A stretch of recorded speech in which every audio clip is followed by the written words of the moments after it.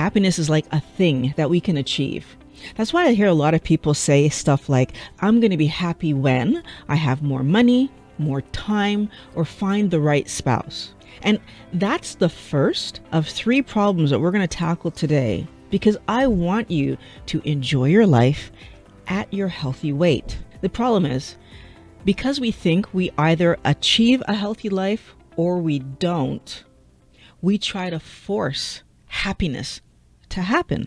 And so one of the few ways that I know that we can successfully force happiness to happen is to engage in activities that feel good. And so now we're touching addiction and things like alcohol, sex, and food. We don't even have to look far to see this around us, right? Turn on the internet or TV, watching the news, and you hear about celebrities who have ruined their lives with alcohol or other things, drugs. In our personal lives, we've all known people who have ruined their marriages because they've stepped outside of their marriage, right? Chasing sex to try to feel good. Or they ruin their marriage because they're so focused on making more money, they're ignoring their spouse and their children. But I think the most frustrating to me is how excess weight and avoidable illnesses ruin not only relationships, so between couples, between us and our kids because we can't engage them the way we want to, but they actually ruin our lives on a much wider scale because we don't end up doing in life what we want to do. And that's really where I want to focus today, because I want to help you to solve that. What we don't realize is that because we're basing our enjoyment of our lives on these financial and social achievements that people talk about, but we're not actually hitting these achievements, then we look to self-soothe, right? We look to feel better right now. We want to feel good the same way that the person next door is feeling good. And that pushes us to self-soothe inappropriately. Honestly, I understand that it sucks to feel like a failure. I know, I've been there, right? I remember struggling in school and not being able to figure out why I'm not getting the grades I want to get and therefore won't advance as quickly as I want to advance. It's so embarrassing to feel like everybody else is doing something easily that you're struggling to do. And then when nothing that you're doing actually seems to change the story, you do feel like you want to give up. And I think this is where it breaks down, right? Because this is when we start to do the things to help myself. So I start to do things to help myself feel good right now, right? We all know my love affair with chocolate. And why was I so in love with it? Because when I ate it in this second, I felt better. But we need to understand that I needed to understand I was doing something in the moment that wasn't serving me in the future, because it wasn't solving whatever problem. So my study problem, it wasn't solving this. It wasn't helping me to advance.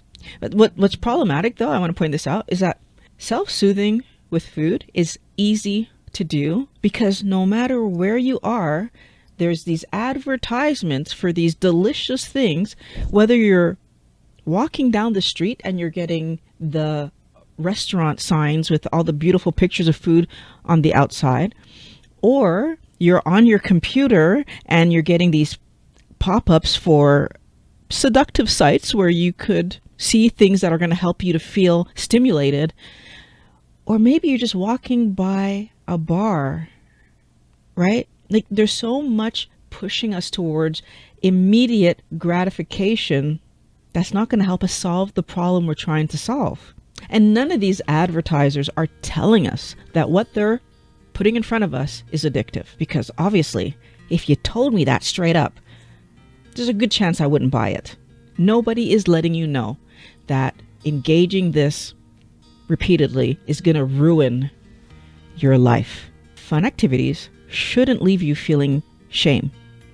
What I want to ask, though, is how many of you watching right now openly talk about the porn you watch, the amount of alcohol you drink, or the affair that you're having? Oh my gosh, that's not you? Okay. How many of you have people that you know who talk about those things? Here's the interesting point that I'm making. Statistically, 55% of marriages end because somebody was cheating. Statistically, 50% of people who overdrink end up ruining their marriages. And almost every single person that I've spoken to who was overweight was ashamed of the way that they were eating and the things that they ate knowingly that were pushing their weight. They were ashamed of that behavior. And even though they were ashamed, they continued to tell me, but eating is the only pleasure that I have. The things that we're doing to feel good are also the things that are causing major problems in our lives, and we're not connecting the dots, wellness warriors. The second problem that I want to talk about is the fact that we think being happy is too expensive, right? It costs money to go skiing. It costs money to go to the spa. It costs money to do the fun things that we think we need to do in order to be happy. What was really interesting to me, though, is that by making some really serious changes in my eating habits, right? I changed my diet. That allowed me to dramatically cut down on the cost of food. Like, we think that processed food is cost effective, right? Because when you're trying to feed a large family, and it's hard to put large amounts of meat on everybody's plate, right? Like, it looks expensive. So we do things like pasta and rice and potatoes to cut down on the cost, fill people up, and right, we feel like this is going to save us money. But we don't realize that the amount of snacking that we end up doing because we are filling up on carb, we end up eating more than if we had filled up on protein. I was actually shocked when I stopped eating garbage and started to eat a healthy keto diet that was quality vegetables, so low glycemic, low in sugar, and quality protein with the fat that comes along with it.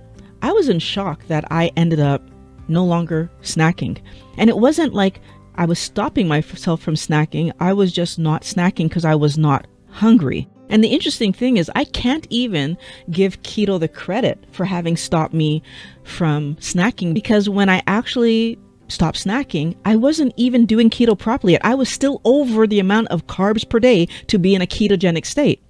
And I wasn't snacking, because when you eat healthier, your body doesn't force you to go out and chase more food. Wellness warrior, if we consider that we eat cookies, cakes, ice cream, like real garbage when we aren't worried about our weight, and then we eat granola bars covered in chocolate, protein bars, and diet branded foods when we are worried about our weight, but none of those things are quality protein sources that are going to build a healthy version of me, that are going to help me to have the energy to go out and live my day properly.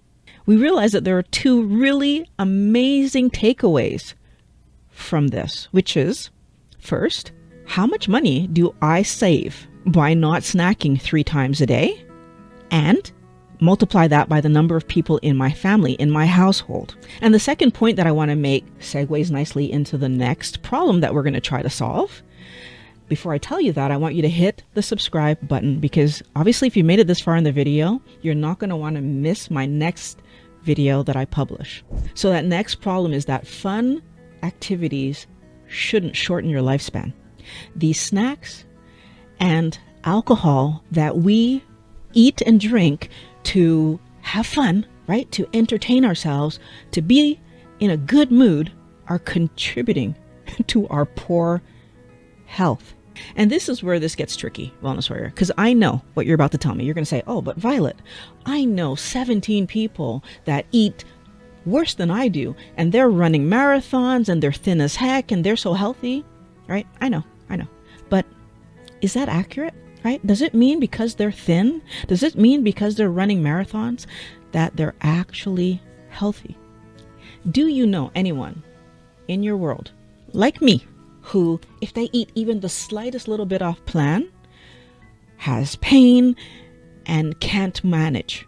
Or do you know anyone who, if they eat the slightest bit off plan, gains weight and like they see it on the scale immediately, like possibly some of you who are watching right now. It's so wrong for us to assume that because we don't see that person complaining, that means that they're perfectly fine. I can share with you that back before I started to eat healthy, if you would have seen me and my 70 pounds overweight, what you would have seen was a big smile on my face, and I was walking around and I looked fine, even though 90% of the time, if you would have asked me, Violet, what's your pain level? It was like 7 on 10. So why was I doing that? Because it became fatiguing to have people say, oh my gosh, are you okay? Oh, how are you feeling today? How's your week? It was easier for me to just walk through the world like I was looking fine than to deal with all the, oh, poor Violet, her poor health. How do you know I'm not faking right now? You don't, right? Only because I'm telling you I'm not faking right now. And that's the problem, is that theoretically I could be thin sitting here in front of you talking and doing it and not be good. Wellness warrior, I don't want you to make your decision based on what you think you see in other people. First of all, we should be asking questions. But more importantly, make your decisions on what actually happens to you, because ultimately, even if I was eating all the wrong foods and my health was perfect and I was getting my labs done and everything and there was no sign of anything on me, if it's not your story, what does it matter? Ultimately, what you do for fun should improve your life. If you're doing something for fun and it's causing you to be fat, in pain, and sick, why are we doing it? That's not improving your life. What's really cool is that by eating healthily, I was able to recover money that I was wasting on food, that I was wasting on like rubs and like medicated rubs to ease my pain, that I was wasting on chiropractic appointments. And I was able to take that money and invest it in more longboards, a nice scooter, learning how to boulder. And most recently, I've even invested in a tufting gun because I want to learn how to make rugs. These are all fun activities that truly do help me to enjoy my life. The goal is to enjoy your life because you're doing things that are fun to you. I don't like scrapbooking, so I'm not scrapbooking. And I know there's probably people out there saying, oh, but I love scrapbooking. Great for you, right? I love running around on my devices, skiing, snowboarding. I love all that stuff. And I like being artsy. So and scrapbooking, I know it's artsy, but it's not the right kind of artsy for me. I think I'm going to like tufting. Maybe I won't, but I'm going to figure it out because I can afford to give it a try, Wellness Warrior. What activity or hobby would you invest your money in if you weren't giving it to food, to medication, to pain relief things? What would you be doing with your money? Put it in the comments below. The next step for you is to end emotional eating. I happen to have a playlist with that name right here. Click on the link to watch it. And if you feel like you need support, you can join our community at wellnesssquad.org. I'm really looking forward to meeting you.